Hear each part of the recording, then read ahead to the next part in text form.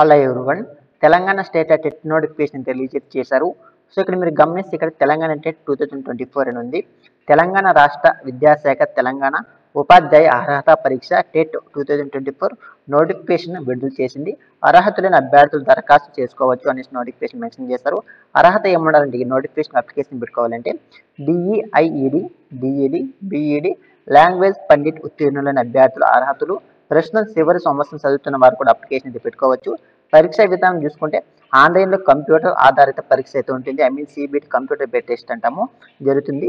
TET పరీక్షలో paper 1, paper 2 ఉంటాయి. Paper 1 అనేది 1 నుండి 5వ తరగతి వరకు బోధించే ఉపాధ్యాయులకు, పేపర్ 2 అనేది 6 నుంచి 10వ తరగతి వరకు బోధించే ఉపాధ్యాయులకు పరీక్ష నిర్వహిస్తారు. ఒక్కొక్క పేపర్కు 150 మార్కులు. పరీక్ష సమయం చూసుకుంటే 2.5 అవర్ అయితే మీకైతే ఇక్కడ టైం అయితే ఇవ్వడం జరిగింది ఎగ్జామ్స్ అనేది. అర్హత మార్కులు చూసుకుంటే అభ్యర్థులు జనరల్ కేటగిరీ వాళ్ళకైతే 90 మార్కులు, బీసీలకి అయితే 75 మార్కులు, ఎస్సీ ఎస్టీ దివ్యాంగులైన వాళ్ళకైతే 60 మార్కులు సాధిస్తే 60 మార్కులు సాధిస్తే టీఆర్టీ డిఎస్సి రాసేందుకు అర్హత సాధిస్తారు. దరఖాస్తు విధానం చూసుకుంటే మీరు ఆన్లైన్ ద్వారా అయితే అప్లికేషన్ పెట్టుకోవాలి.